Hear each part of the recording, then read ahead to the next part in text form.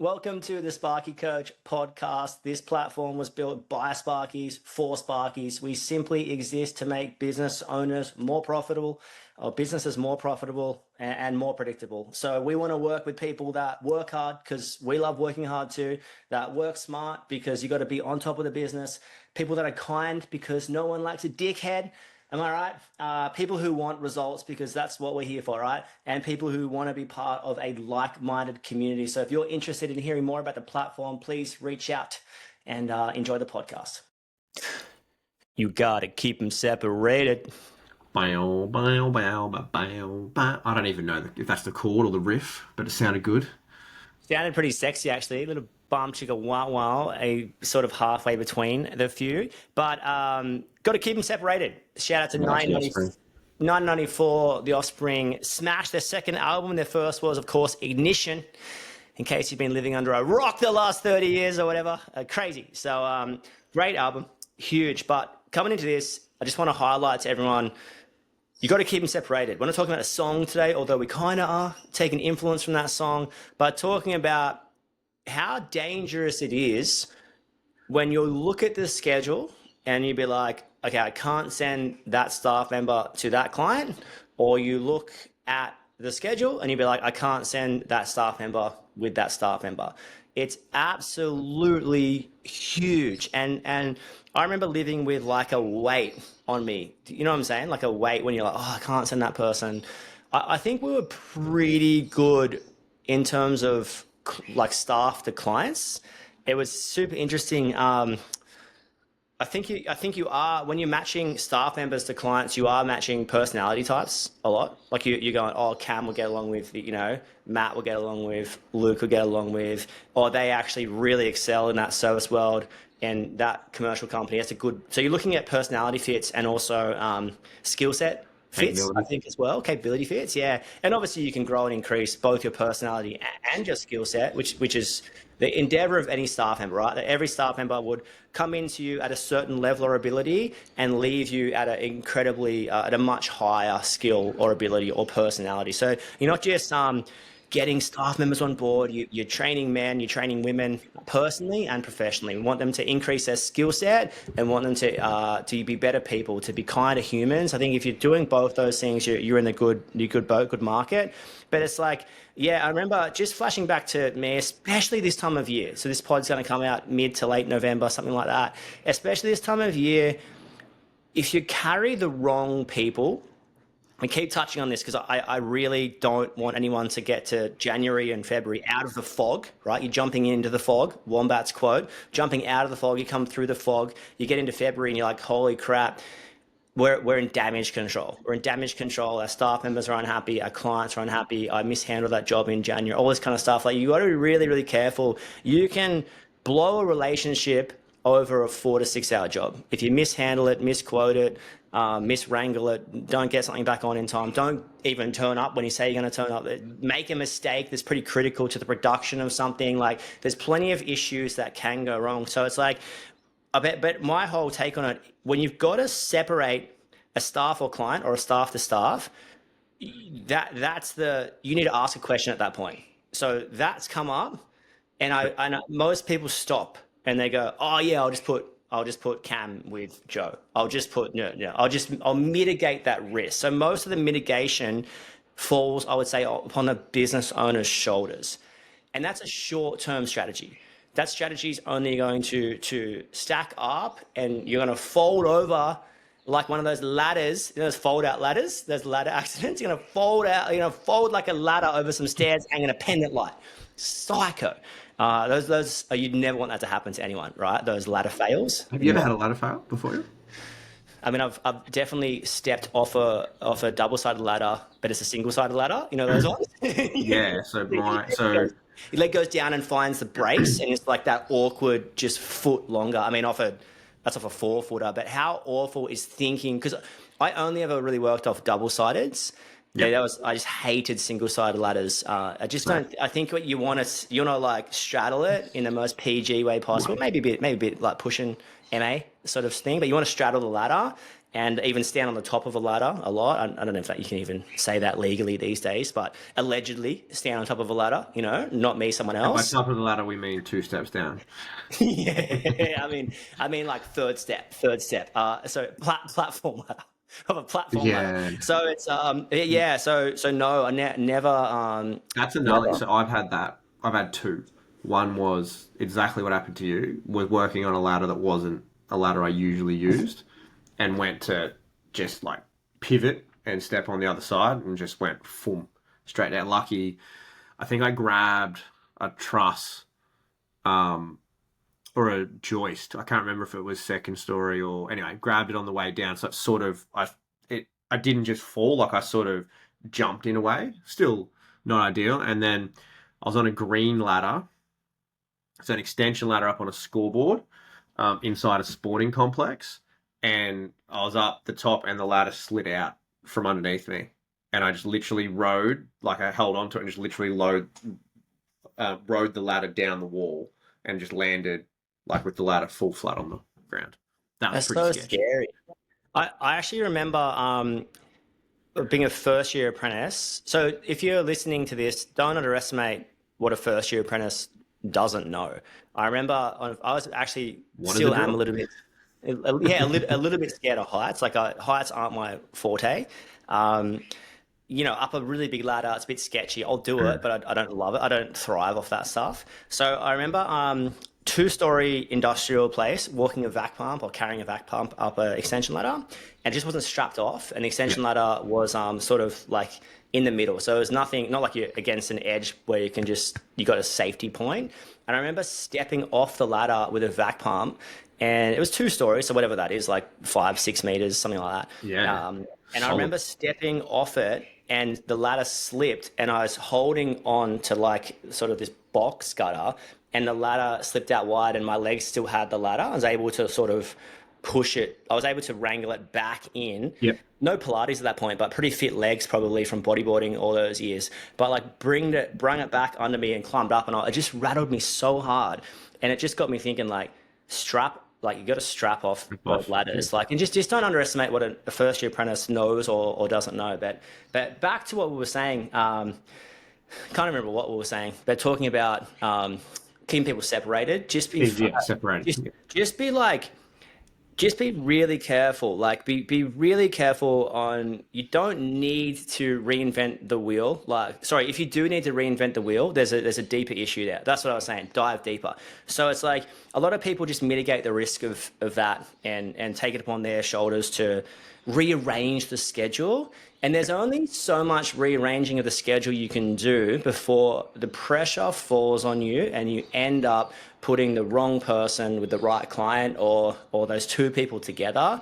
I just want to call it out. If you have to go deeper, you can't just call it for what it is and be like, I'll just separate them. And my experience was always severely underperforming staff member was usually majority. If you can't put that staff member with another staff member, they're usually underperforming, or if you can't put that staff member on that job, they're usually the staff member is usually not quite as good as someone else. That's Yeah. actually like that can actually be a skill set thing you can mitigate by putting the right people in the right job. But like with clients, if you have to be like, oh, I've got to send Luke to that job, I've got to send Matt to that job, it might actually be that there's a deeper issue. Like I said before, staff to staff, usually underperforming staff member, and then staff to client, usually incredibly gifted staff member.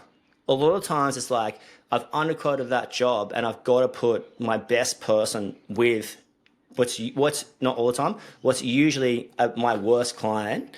So I've got to basically sacrifice the lamb, my best person to my most average client, because an average person or a good person can't get out of there for that. So you actually lose your best person to your worst client, or you're not your best client. So just take a step back from everything. Are your best people assigned to your best clients? It's a huge one. Don't forget, I say this a lot of times a week. Your best clients are the easiest to let down because they're the most graceful, most understanding, and they want a long-term relationship. And no one can be 100% excellent all the time. Like it just, but you want to be pretty good to great. Now, you might not be excellent all the time, but you want to be like in the top 80 to 90% sort of thing. But yeah, that's I just want to get everyone thinking about this, because at this time of year, you can just cook relationships so easily. And I just want everyone to focus up and put the right people in the right jobs. Thoughts? Yeah, right people, right job. Super important. I think the biggest thing I find, and I think from a personal experience as well as what you see out and about, is spreading yourself too thin. So essentially, yeah, we can do that. Yeah, we can do that. And it's all well and good to say yes. And I'm a massive advocate and believer in yes, figure it out later scenario. But there's saying yes and bowing to people, and then they're saying yes and being like, yeah, we can do it, but you're just gonna have to wait a couple of days for it to be done, or we can do it on this particular day. So, and what I mean by that is so you might have a team of four, for example, who just like rock your world. You know, so two tradies, two apprentices. The lead tradie in that crew is just a weapon and a legend, and everyone in the team's a legend, right? You break them up into two, right? And you've diluted your talent pool and you've diluted your product delivery. So let's just say you might have the tradie that works with them and the junior apprentice, for example, they all work really well within the team of four of them. But if you put that tradie out on his own, for example, he's lost a little bit of his safety net with the leading hand there. So he might be a bit of a junior tradie in the sense that not long out of his time. And you're like, oh, I'm so busy, and then you just like split the team up, right? And what's occurred now is that the job that was going to get done in 2 days is now taking 4 days, and the job that you were going to send everyone to get finished off, you've actually created more work for yourself because nothing got done on there because the team who's there aren't fully across it and you're taking all the phone calls and things like that. And so what I want to do is park it here and be like, are you better off just keeping that team of four together? The answer is yes.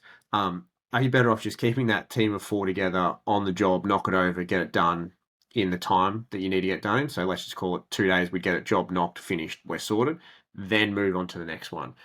And you keep everyone together. Now, I often use this theory of a team of four, right?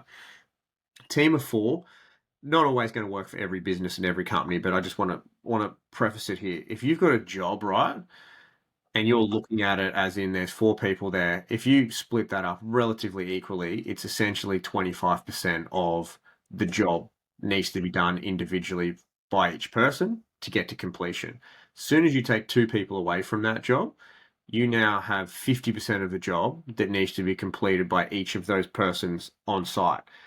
And I think this here highlights it, in it to me a lot of the time is 50% beyond the capabilities of some of the people on site. So it's not going to be on the capabilities of the leading hand, right?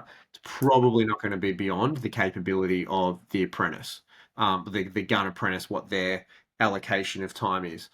But if you spread that across, sorry, the allocation of the tradie, but if you then spread that across to the apprentices, it might be beyond their capability, or it might be beyond one of the tradies' capabilities to do a part of that. They might have never done AV particulars before, whereas you've got a guru in there. So with your other leading hands, I think you need to look at it as in are we doing a disservice to ourselves by getting there 2 days earlier or a day earlier, but leaving in the same time? And what I mean by that is, yeah, we can get there, but it's going to take us 4 days anyway. We could just stay where we are, finish what we're doing, and we're going to finish it in a time frame that works for everyone. And a lot of times, this is just down to having the conversation. And you need to, yes, you need to be of service. Yes, you need to do what is good for your clientele. But if you think about it, if you put yourself as a client or customer's shoes, right, everything's urgent, right? If I want to have something, if I want that retaining wall built, I want that retaining wall built now. Don't worry about engineering plans. Don't worry about council certification. Like I want it done yesterday before Christmas. But the reality is that often if I went to let's use Crowley for example. I went to Crowley, I'm like, I need this done now, and you're like, oh well, hey, just so you know, like the engineering is going to take a month, and then we've got to put it through council, and it's going to take another month.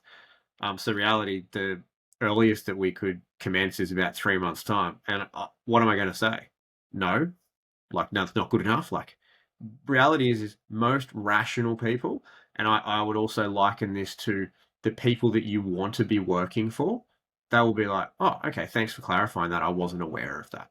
And if you have an opposite reaction to that, I know we've talked about it earlier, Crowe, but I think it then goes down to, do you actually want to be working for these people who are putting you into these situations that is diluting your product and creating stress amongst your team, which then leads to, I want to lead here to the worst case scenario that occurs, is that then people start leaving. So you have good people amongst your team who you've created an environment through an inability to be able to facilitate it in a way that works for both parties, but also benefits you. That you've created an environment that becomes an unenjoyable place to work. Yeah, my head's just going to, there's only so long you can put your best person on bad jobs for or with average star members before they're like, this sucks. A players want to work with A players, full stop. They've got zero time for anyone like not doing that, right? Not performing their best. So it's interesting and to talk about, but like you even think about your apprentice. So you want your best tradie with your best apprentice. What's the goal of an apprentice? To recreate you. My head keeps going to when Mr. Burns put Bart in that suit and it's creating Bart a hunchback. The suit's so tight to create a hunchback to look like Mr. Burns. And Mr. Burns goes, soon you'll have a mighty hump. Like he's trying to recreate. He's trying to recreate himself, right? So it's like that's the point of an apprentice. So if you're still on the tools or you've got a weapon on the tools, put your best person with them and watch them blow. Like, and when they start ripping and tearing through the work, guess what happens? Their morale goes up. Guess what happens then once their morale's up? The clients are going, hey, they're gonna text you. Hey, check out what these guys did today. This is what they did. This is the thank yous. And then guess what happens then? Your business's reputation grows. So what happens when your reputation grows? People want to come and work for you because they're like, oh, I got to work with these guys. You put the best people with the best clients on the best jobs, and you watch what happens. Like that, it's gonna happen. And obviously, like that's a bit of a time and age and stage of business. As you're starting out, you got to sort of take what you're given. And I think like but just make sure you're working with weapon people with like good to great to excellent clients. That's really, really important. And if you've got to keep everyone separated and you're looking at a schedule right now for the rest of the week and you're like, oh, I can't, just ask 3 more questions. Or why can't I? What are the ramifications of? What can I do about it? Just like keep asking questions till you go, what can I do about it? Oh, it might be the fact that there's no place for this person in our community, in our business. It might be like, oh, I actually just need to have a conversation with that client about those variations to that point so we can get that over the line. So because I'm stressed about the money on that job. It might be it might be there's a conversation I can have with a staff member going, hey, this is what I need from you. It might be some clear KPIs or this kind of stuff. So it's super interesting. Generally speaking, the more conversations you've got to have with someone, the worse they are. Maybe someone's had a couple of conversations with me it would be amiss of me to say I've been excellent my whole life, that kind of thing. But, everyone's had to speak to someone, more than likely you've been, hey, I need you to lift your attitude. I need you to do this. I need you to do that. Like, not everyone's perfect, but if you've got to have heaps of conversations with the same person about the same thing, it might be time to part the Red Sea, Gandalf and Moses style, raise that staff in the air and say, part, and walk through into the promised land that the trade gods have for you and your business. But what Moses actually did was walk in the wilderness for 40 years and they ate manna provided by some form of God, and that kind of sufficed them. So we don't want to wander in the wilderness we want to get to the promised land quicker than 40 years. But go with me here on the principle that is the promised land. So go from there. Super cool. But yeah, just if you've got to worry about separating, check yourself before you rickety, wreck yourself. Peace. That's a wrap on another podcast. Whatever you're doing, don't be too busy to stop and check if you're making money. And above all else, you know the rules. Be kind. See you soon.